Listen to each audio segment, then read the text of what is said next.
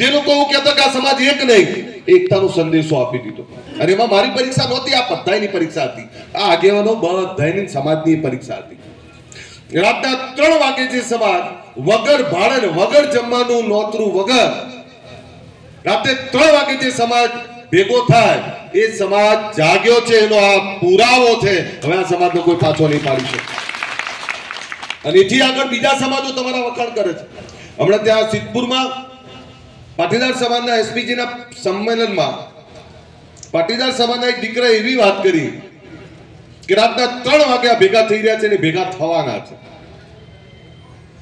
એક બીજા અમદાવાદમાં વાત કરી, એમણે કહ્યું કે આ ભેગા થયા, એમણે કોઈ પૂછ્યું નહીં કે શું વ્યવસ્થા છે, શું છે, કઈ નહીં.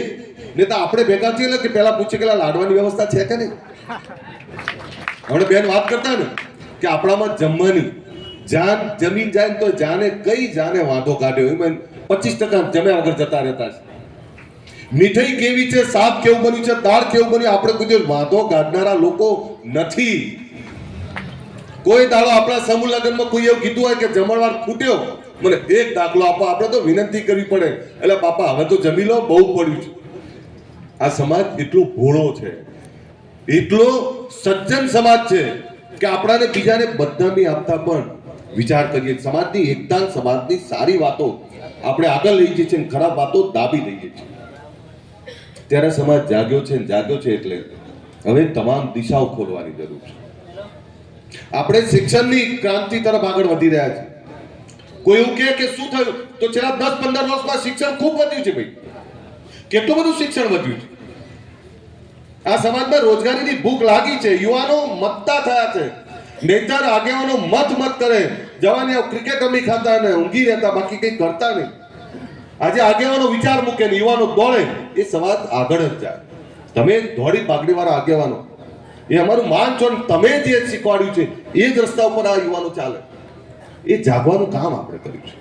પણ તમને ફરીથી કહું, જે સમાજ એક થયો, જે બંધારણ બન્યું, અથવા આવા અનેક બાબતો બની.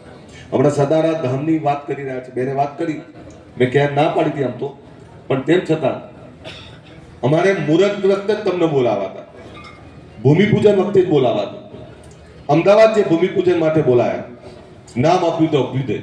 અભ્યુદયનો મતલબ અમારો આવનારો સમય શ્રેષ્ઠ હશે. અમદાવાદમાં આપણું ભવન બનવા જઈ રહ્યું છે. એવું નથી કે બીજા છે નહીં, અમદાવાદમાં છે, આલમપુરે છે, વેજલપુરે છે. અને હજુ હું તો એવું ઈચ્છું છું કે કોઈ એક સંસ્થા, કોઈ એક ભવન જ્યાં સમાજનો ઉદ્ધાર નહીં થાય, દરેક તાલુકાઓમાં શિક્ષણની વ્યવસ્થા ઊભી કરો. દરેક જગ્યાએ કંઈ ના કરો તો લાઇબ્રેરીઓ તો દરેક જગ્યાએ ઊભી કરો. તમામ સમાજને જ્યારે આગળ લઈ જવો ત્યારે એક સંસ્થા, એક વ્યક્તિથી કંઈ નહીં થાય. આપણે અમદાવાદ જે ભવન ઊભું કર્યું, જ્યારે આજથી 2-3 વર્ષ પછી તૈયાર થશે ને, ત્યારે તમે જોજો, ત્યારે તમે કહેશો વાહ ક્યાં બાત હે, એટલું સરસ બનાવી રહ્યા છે. અને આજે એક વાત ઓગણધામમાં જ્યારે બંધારણ માટે મળ્યા, ત્યારે એક વાત મૂકી, એ વાતમાં સદારામ ધામ, આપણે પાટણમાં સદારામ ધામનું ભૂમિપૂજન કરવા જઈ રહ્યા છે. આમ તો અમે તમને સીધા ભૂમિપૂજનમાં બોલાવવાના, કોઈ ચીલા ચાલુ વ્યવસ્થા નહીં કરી. હમણાં બેને જે વાત કરી ને એ જ કહું છું તમને. પરાણે સ્કૂલે લઈ જતા છોકરાઓમાંથી કઈ ના નીકળે. આખા ક્લાસમાં મોનિટર એક જ હોય ને આખા ક્લાસમાં 2-5-10 છોકરા જેવા હોય. જેમાં ભૂખ છે, જેમાં આવડત છે, જેને આગળ વધવું છે, એવા લોકોને પ્લેટફોર્મ પૂરું પાડવાનું ભવન હોવું જોઈએ. અને એવા ભવનો બનાવવાની વાત કરું છું. તમારે એને ક્લાસ 1-2 તરફ લઈ જવા પડે. યુપીએસસી, જીપીએસસી, ડોક્ટર, એન્જિનિયર, વિદેશ અભ્યાસ, વિદેશ નોકરી, આ પ્રકારની ભૂખ લગાડવી પડે. દુનિયા બહુ જ રૂપાળી છે, દુનિયા ખૂબ આગળ જતી રહી. તો આપણે એ દિશા તરફ આગળ વધવું પડે. એવા દીકરા દીકરીઓને તૈયાર કરવા પડે. જો સ્કૂલ કોલેજ વાળી બાબતોથી હવે બહાર નીકળવું પડે.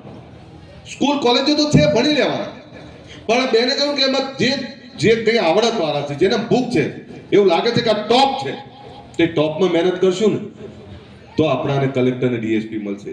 સાહેબ, આપણે મેણું લગાડવું જોઈએ કે આવડો મોટો સમાજ, એવું કહીએ કે આટલો મોટો સમાજ, હજુ એક ડીએસપી કલેક્ટર નહીં આપી શકે આપણે. પણ તમને એ પણ અત્યારે કહી દઉં, મેં ઓગણધામમાં કહ્યું હતું કે ફરીથી જ્યારે મળીશું ત્યારે અનેક દીકરા દીકરીઓ ડીએસપી કલેક્ટર બનીને આવે ને, એની વ્યવસ્થાઓ થઈ રહી છે ને, એટલે આ ભૂખ લાગી. આ બધા આટલી મોટી સંખ્યામાં આવ્યા. બપોરનો સમય છે, વધારે ભાષણ નહીં કરું, પણ એટલી બે હાથ જોડીને વિનંતી કરું, બંધારણનું જેટલું અમલ થાય છે એટલું કરો. આ બંધારણ એ આપણા ખોટા ખર્ચામાંથી બહાર નીકળવા માટેની વાત છે. આ બંધારણ એ કોઈને દબાવવા માટેની વાત નથી. આ સ્વૈચ્છિક વાત છે. સ્વૈચ્છિક વાતને સમાજે ઉપાડી લીધી છે. ત્યારે હવે આ બંધારણ એ સમાજનું છે. કોઈ ગમે એટલું અલ્પેશ ઠાકોર બંધારણ તોડે તો મારા ઘરે આવી જ જાય બધા. અને બ્લડ ડોનેશનની વાત જ્યારે બેન કરતા હતા, કોરોના હતું ત્યારે ડીસામાં બ્લડ ડોનેશન કેમ્પ હતું અને ડીસામાં 467 બોટલો ખાલી કોરોનામાં એટલી ભેગી કરવી. અને એ વખતે અમારા ગુજરાત ક્ષત્રિય ઠાકોર સેનાના યુવાનો એ વખતે ત્યાં કરેલું. અને અલગ અલગ બ્લડ કેમ્પો જ્યારે અમે ત્યાં કર્યા આખા ઉત્તર ગુજરાત ને મધ્ય ગુજરાતમાં, એની 4500 થી વધારે બોટલો અમે ભેગી કરી હતી. અને જે દિવસે તમે કહ્યું મહા બ્લડ કેમ્પ, તો આજ પાટણની ધરામાં આપણે કેવો બ્લડ કેમ્પ કરો છો કે ઉત્તર ગુજરાતમાં ક્યારેય ના થયો હોય એવડો મોટો બ્લડ કેમ્પ કરી આપ્યો. અને લોહી આપવું એ નાના છોકરાના ખેલ નથી. બધા બીજાને કહેશે તું આપી દે ને. હવે આ સમાજમાં જ્યારે બ્લડની વાત કરીએ, કોઈ મેસેજ નાખીએ કે ભાઈ 2 બ્લડની બોટલ જરૂર છે, તો 10 લોકોના કોલ આવે છે. તો એ જાગૃતિ છે. આપણે હંમેશા બીજા માટે મતનારા લોકો છીએ. એ લોકો જે માને, પણ આ સમાજે બીજા માટે માથા આપી દીધા ને બીજા માટે બહુ મથ્યા છીએ આપણે, અને હજુ મતતા રહીએ છીએ. ત્યારે બ્લડ ડોનેશનમાં જેટલા લોકોએ દાન આપ્યું એ બધાને વંદન કરું છું.